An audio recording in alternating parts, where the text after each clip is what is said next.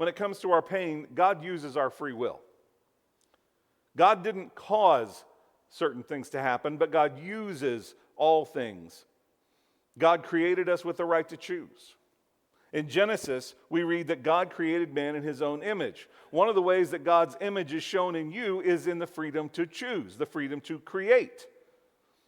You can create or choose good or bad, or right or wrong, or life or death. God says to us, you can reject me or you can accept me. It's your choice. The problem is our choices, can bring about pain in ourselves and in others. So why did God create us this way? Well, he could have created us without choice, like a bunch of puppets, but then our choices really wouldn't be choices, would they?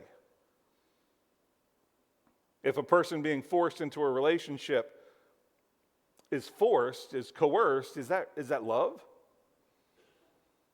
That's why God doesn't force himself upon us. He wants us to choose to love him freely. Galatians 5:13 says, you, my brothers and sisters, were called to be free. But don't use your freedom to indulge in the flesh. Rather, serve one another in love. See, that's another part of that free will thing. God gave free will to us, but he also gave free will to the person next to you.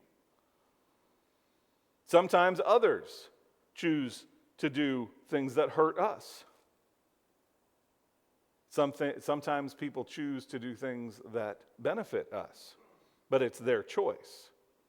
Maybe that describes you. Maybe you have been hurt by another.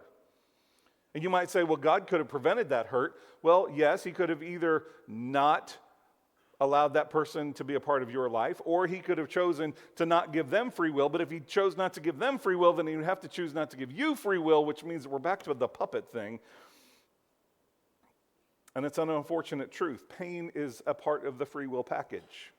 It's a necessary side effect, if you will, of free will. And while God does not cause our pain, I can tell you this, God can use our pain if we yield it to him.